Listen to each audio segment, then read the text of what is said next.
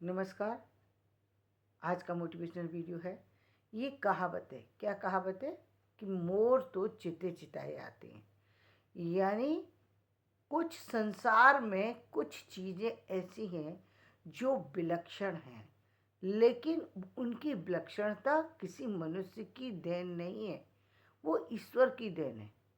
ये बताया गया है कि मतलब अब मोर जो है, मोर के जैसा सुंदर होना वो ईश्वर के द्वारा ही बनाया हुआ जीव है, जिसके अंदर इतनी सुंदरता हो सकती है, इतना उसके अंदर नृत्य की क्षमता हो सकती है, इतने सारे और तरीके के गुण हो सकते हैं।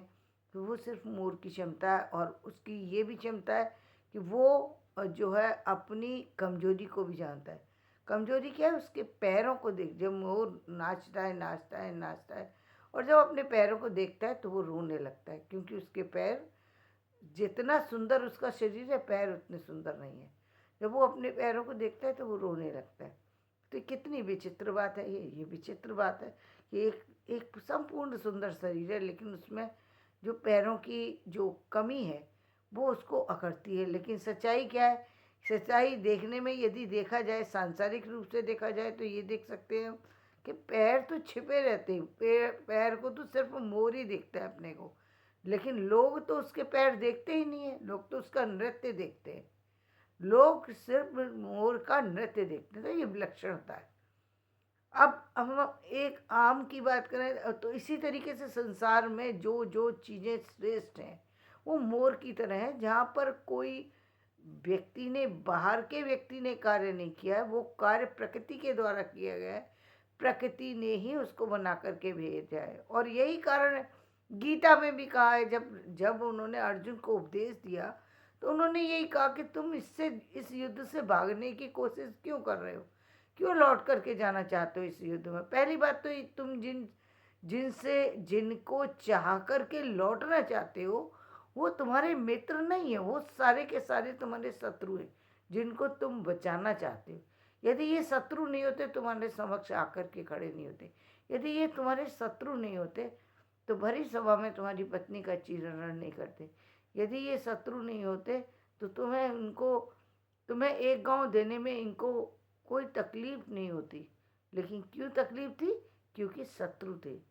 इसलिए, क्योंकि वही गांव थे जो कि दुर्योधन के जो 100 कौरव थे, उनमें उनके बीच में बांटने में कोई तकलीफ नहीं थी। सिर्फ 5 भाई भारी थे, और उन पांचों को एक भाई भारी था। कौन? कर्ण। क्योंकि कर्ण को कभी भी 6 भाइयों के रूप में नहीं गिना है, जबकि सभी जानते हैं कि कर्ण भी पांडवों के ही भाई थे। लेकिन पांडवों के भाई क्यों नहीं माने गए? इसलिए नहीं माने गए क्योंकि वो माँ की संतान थी, पिता की संतान नहीं थी। पिता की 3-4 बीवी हो, 5 बीवी हो, उनके संतान को एक एक ही रूप में गिना जाता है। चाहे कितनी भी संतान हो, चाहे वो पत्नी कैसे भी वो हो, लेकिन उसको ही गिना जाता है। लेकिन यदि किसी लड़की, क्योंकि वो जो कहते हैं क्या, केक, उसका नाम भूल गई मैं, तो कर्ण, अर्जुन की माँ जो है, उन्हीं के द्वारा जो कर्ण को कुंती के पुत्र थे, इसलिए उनको भाई का दर्जा नहीं मिला। तो ये एक वो है कि उन्होंने, इसलिए तुम यदि इनको मारने के सोच रहे हो तो तुम गलत नहीं कर रहे। तुम्हें यहाँ से युद्ध के मैदान को छोड़कर नहीं भागना चाहिए, क्योंकि इस समय तो पहली बात तो ये है कि तुम जिनको मारने जा रहे हो वो व्यक्ति मरे हुए क्यों कहा? क्योंकि हर व्यक्ति का संसार में आने के बाद समय निश्चित होता है कि कब जाना है। लेकिन वो यदि वो युद्ध में अर्जुन के द्वारा परास्त होते हैं तो अर्जुन को वीरता का जो है उपहार मिलने वाला है। किसकी तरफ से? इस संसार की तरफ से, ब्रह्मांड की तरफ से, स्वयं कृष्ण की तरफ से। कि कृष्ण जो है वो, अर्जुन जो है वो विजयी हुए, युद्ध में विजयी हुए। महाभारत का को बनाया जब गया, महाभारत को जब लिखा गया, तो पूरी कहानी में जो सब निकल के आता है उसमें 5 पांडवों की जीत दिखाई गई है, जिसमें एक अर्जुन भी है। तो यदि युद्ध के मैदान को छोड़ के भागोगे तो तुम्हारी पराजय होगी, जो कि हर तरीके से गलत है, क्योंकि जिनको तुम मारा हुआ सोच रहे हो वो तो पहले ही मरे हुए हैं। इसीलिए भगवान किसी को अपना रूप दिखा नहीं सकते, लेकिन इसीलिए कृष्ण को ने उनको दिव्य चक्षु प्रदान किए, क्योंकि कृष्ण जब ईश्वर सामने आ जाए और सामने इतना विराट रूप दिखाए तो कोई सामान्य आंखों से उनको देख भी नहीं सकता, इसलिए उसकी क्षमता बढ़ाई जाती है। जब आप देखते हैं ना किसी चीज़, कभी आप ये देखिए कि कुछ जब आप हॉस्पिटल जाते हैं तो कहीं कहीं कुछ कुछ रेज ऐसी होती हैं जहाँ पर लोगों को बाहर निकाल दिया जाता है, कहते हैं कि आप बाहर निकल जाइए, इसकी रेज में हर किसी का रहना उचित नहीं है, तो उसको व्यक्ति को बाहर कर दिया जाता है। बहुत तेज़ रेज निकलती हैं, उससे बचाने की कोशिश की जाती है। तो ठीक इसी तरीके से जो जो ऊर्जा है, जो कृष्ण की जो ऊर्जा थी वो तो समस्त ब्रह्मांड की ऊर्जा है। कृष्ण का विराट रूप यानी ब्रह्म की भगवान का रूप, और भगवान के रूप को सामान्य इंसान कैसे देख सकता है? नहीं देख सकता, इसलिए उसको विलक्षण शक्ति प्रदान की गई जिसके द्वारा वो उसको देख सके। तो जब अर्जुन ने उस रूप को देखा तो उन्होंने हाथ जोड़ लिए और उन्होंने कहा कि अपने इस रूप को तुरंत हटा लो, क्योंकि मैं इसको देख नहीं सकता। क्यों? क्योंकि उसमें दिखाई दे रहा था कि हजारों जीव जो है उनके काल के गाल में चाहते चले जा रहे हैं। मतलब जो संसार को वो देख रहा था कि सब जीवित हैं, वहाँ सब मृत दिखाई दे रहे थे, जिसको देख के अर्जुन के मन में भय उत्पन्न हो रहा था कि ये क्या हो रहा है, ये तो पूरे जो जिनको हम समझ रहे हैं जीवित है ये तो सब मृत हैं, ये तो चलते ही चले जा रहे हैं, तो ये मृत्यु निश्चित है। लेकिन मृत्यु निश्चित है इस बात का भान उन्होंने इसलिए कराया उनको, कि तुम इसको ये मत समझो कि तुम मार रहे हो, तुम तो सत्य की लड़ाई लड़ रहे हो, तुम तो उस नीति की लड़ाई लड़ रहे हो जो कि संसार में रची जानी है। कौन सी नीति रची जानी है?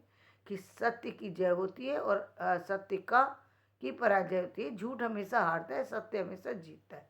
ये तुम्हारे द्वारा लिखा जाना है, इसलिए तुम्हें इस जगह बैठाया गया है, इसलिए मैं तुम्हारा सारथी बनाऊं, इसलिए तुम चलो, तुम्हारा, क्योंकि ऐसा युद्ध जहाँ सारे ही एक से एक कुशल योद्धा हों, तो वहाँ पर जो घोड़े को चलाने वाला सारथी और रथ को चलाने वाला सारथी वो भी मजबूत होना चाहिए। अन्यथा तो ऐसे योद्धाओं को देख करके कोई सामान्य व्यक्ति हो तो अपना रथ ही मोड़ लेगा। तो इसलिए कृष्ण स्वयं जो है उस रथ को चलाने वाले बने, और कृष्ण ने अर्जुन को समय उपदेश दे करके मित्रता भी निभाई है और ईश्वर की शक्ति भी प्रदर्शित की है और अपने रूप को भी प्रदर्शित किया कि ये देखो मेरा रूप, तुम्हें भयभीत होने की जरूरत नहीं है, मैं तुम्हारे साथ में खड़ा हूँ। एक तरीके से उनको शक्ति भी दी, भक्ति भी दी, मित्रता भी दी, विश्व का ज्ञान भी कराया, पूरे संसार का ज्ञान करा दिया 1 मिनट के अंदर, और उनके साथ में सारथी बन के बैठ गए। तो ये एक चीज़ थी कि जहाँ पर उन्होंने ये दिखाने की कोशिश की, ये बताने की कोशिश की कि जो चीज़ें होनी है वो तो पहले से निश्चित है, करने वाला मैं हूँ, तुम्हें सिर्फ इसका श्रेय दिया जा रहा है, तो तुम्हें इस श्रेय को लेना चाहिए और इसके लिए मना नहीं करना चाहिए, तुम्हें आगे बढ़ कर के ये काम करना चाहिए, क्योंकि ये जो चीज़ है ये इसलिए कथित की जा रही है ताकि अन्याय का अंत हो सके। महाभारत हुई इसीलिए क्योंकि एक पहले जितना संसार में जो सत्ता चला करती थी, जो साम्राज्य चला करते थे, जो देश चला करते थे, वो राजाओं के अधीन होकर के पूरे देश को चलाया जाता था, राज्य को चलाया जाता था, राज्य को जीता जाता था, राज्य को बढ़ाया जाता था। ये सब चीज़ें, ये सारे खेल राजाओं के बीच में हुआ करते थे। और राजा कौन होते थे? जो कि हर तरीके से पूरे राज्य की रक्षा करने में समर्थ हो, पूरे राष्ट्र की रक्षा करने में समर्थवान व्यक्ति हो। यानी समर्थवान कैसा? शारीरिक रूप से बलशाली, मानसिक रूप से बल की जब बात आती थी तो मानसिक रूप में बल ज़्यादा प्रदान करने की उस समय ज़रूरत महसूस नहीं करते थे। क्यों? क्योंकि उनके लिए ज़्यादा महत्वपूर्ण ये होता था कि एक राजा है, उसको युद्ध में आगे चलना पड़ेगा, तो उसके लिए सबसे ज़्यादा ज़रूरी है कि उसको हथियार चलाने आए। तो इसलिए हथियार की शिक्षा दी जाती थी और वही हथियार चलाना उनको सिखाया जाता था और उसी में तरह तरह की विद्याएं दे करके उन्हें पारंगत बनाया जाता था। ये उस समय भी था। आज हम कहते हैं कि हम बम डाल रहे हैं, ये डाल रहे हैं, उस समय भी हमने ये शस्त्र चलाया, वो शस्त्र चलाया। वो सब एक तरीके से कह सकते हैं जो परमाणु बम होते हैं उन्हीं का एक रूप समझ सकते हैं। चाहे वो धनुष के माध्यम से भेजा जाए या फिर रॉकेट के माध्यम से भेजा जाए या किसी और माध्यम से भेजा जाए, तरीके अपने अपने अलग अलग हैं। उस समय हाथों में इतनी क्षमता हो सकता है हो कि धनुष जो है वो इतनी दूर तक जाके गिरे, जो चलाने का तरीका हो। आज धनुर्धर वो नहीं है, लेकिन आज दूसरी चीज़ों का उपयोग किया जाता है, क्योंकि जानते हैं कि धनुष तो कुछ ही दूरी तक जा सकता है। आज हम जानते हैं लाठी तो कुछ दूर तक ही वार कर सकती है। आज हम जानते हैं कि बंदूक तो कुछ लोगों को ही मार सकती है। तो फिर सब पूरे शासन को हिलाने के लिए, पूरी सत्ता को हिलाने के लिए, पूरे साम्राज्य को हिलाने के लिए, देश को हिलाने के लिए किस चीज़ की आवश्यकता है? शब्दों की। शब्दों की, वो शब्द जो व्यक्ति में जोश भर दें, जो व्यक्ति में ताकत भर दें, जो मुर्दे को खड़ा कर दें, मुर्दे को जिंदा कर दें, जो जो कि जीवन को फूंकने की क्षमता रखते हों, जो व्यक्ति को चलने में समर्थवान बनाते हों, जो बताते हो कि जीवन ही ऐसा है, जीवन ही ऐसा है। जिस दिन जीवन के अंदर सब कुछ आपके अकॉर्डिंग होने लगेगा, यानी जो आप चाहते हैं सब कुछ वैसा ही होगा, कहीं कुछ बदलाव नहीं होगा, तो क्या होगा? जीने की इच्छा ही मर जाएगी व्यक्ति की। कहीं कुछ है ही नहीं ना। आप करते कब है किसी काम को? कुछ पाना चाहते हैं तो कुछ पाने के लिए कुछ कारण होना चाहिए, तब आप उसको पाने की कोशिश करेंगे। जैसे भूख लगती है तब भोजन होने का मतलब है। यदि भूख ही नहीं है व्यक्ति को तो कभी आप एक दिन की उस अवस्था को याद कीजिए जिस दिन आप बीमार हो, तो आपके सामने कुछ भी ला करके रखा जाए। कभी चाय ला के रखी जाती, कभी पानी ला के रखा जाता है, कभी दूध ला के रखा जाता है, कभी फल ला के रखे जाते हैं, और आप सबको इस तरह से हटा देते कि हटा दो, हटा दो। देखना भी नहीं चाहते, खाना तो बहुत दूर की बात है। ये मन की स्थिति है कि जब तक भूख नहीं होगी तब तक व्यक्ति भोजन कर नहीं सकता, चीज़ों का अस्तित्व समाप्त हो जाएगा। इसी तरीके से जीवन में सब कुछ वही चलता रहे जो आप चाहते हैं, तो जीवन में जीने का जो एहसास है, जीवन में जो सुख दुख का एहसास है, वो व्यक्ति का खत्म हो जाएगा। जीवन के अंदर जीने का कोई सुख ही नहीं रहेगा। ये हम कहते हैं, आज हम परिवार से भागते हैं, लेकिन उन लोगों से को देखिए जिनके पास परिवार नहीं है, उनसे पूछिए परिवार की अहमियत क्या होती है, तो वो बताएंगे कि परिवार की अहमियत क्या होती है।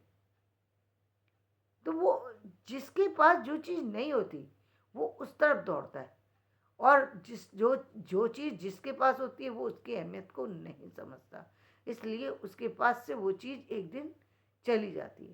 तो ये जीवन का एक क्रम है जहाँ व्यक्ति चीज़ों को जो है कभी बढ़ाना चाहता है, कभी घटाना चाहता है, लेकिन यहाँ पर जो चीज़ है वो सबसे है कि आपको कुछ चीज़ें विशेषता लिए पहले से ही हैं, उस पर आप काम नहीं करते, प्रकृति काम करती है, इसलिए उससे छेड़खानी आप नहीं कर सकते। छेड़खानी आप कहाँ कर सकते हैं?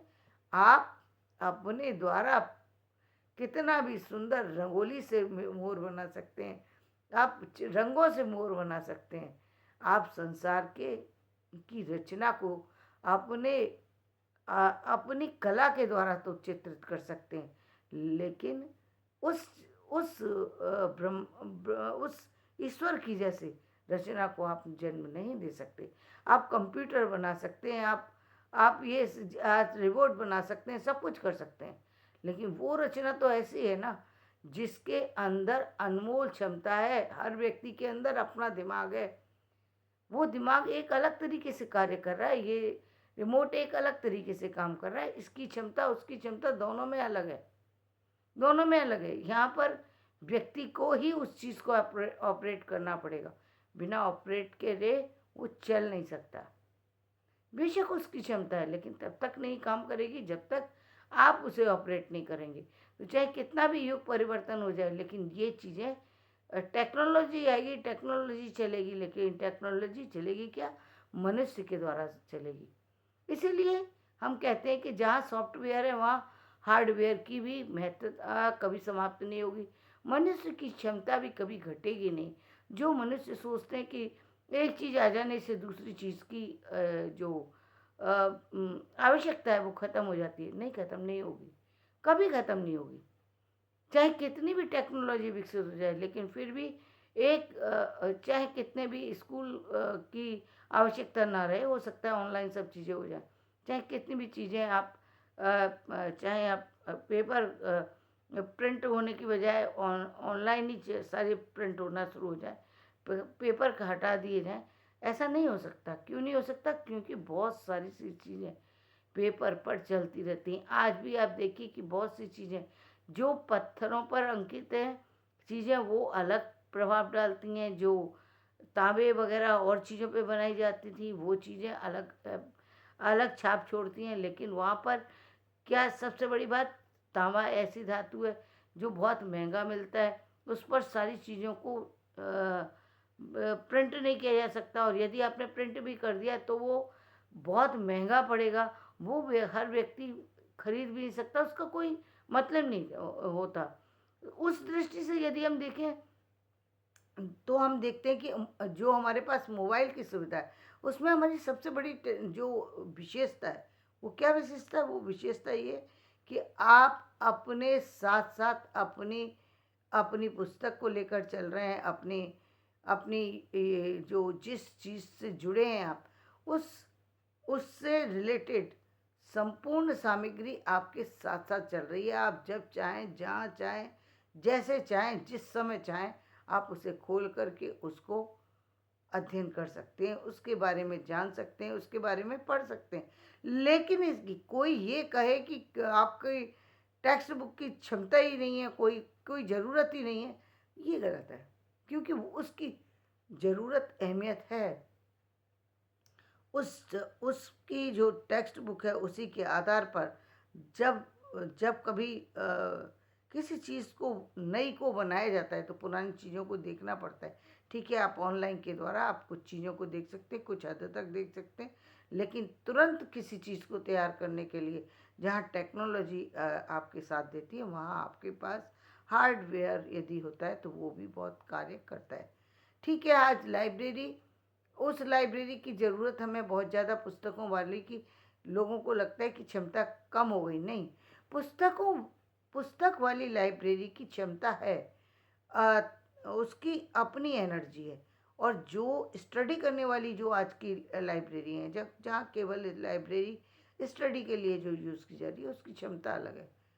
दोनों की अपनी अपनी क्षमता है, अपनी अपनी योग्यता है। तो खैर, हम उस टॉपिक पर नहीं जाते। हमारा अपना जो था कि बहुत सारी सी जो संसार में जो चीज़ें चल रही हैं, जो देख रहे हैं आप, वो सारी चीज़ें जो हैं वो ईश्वर के द्वारा बनाई गई हैं। इसलिए मनुष्य को उसके अंदर किसी तरीके से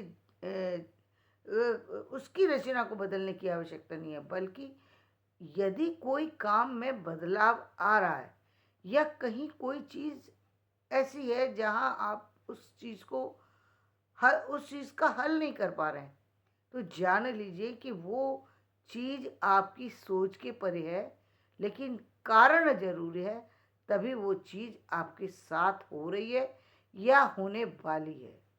क्योंकि बिना कारण कोई भी चीज़ कभी भी नहीं होती है। इस बात को व्यक्ति को हमेशा याद रखना चाहिए। कारण किसी भी चीज़ के पीछे ज़रूर छिपा होता है। यदि आप कारण जान लेते हैं तो आपकी समस्या का ही अंत हो जाएगा।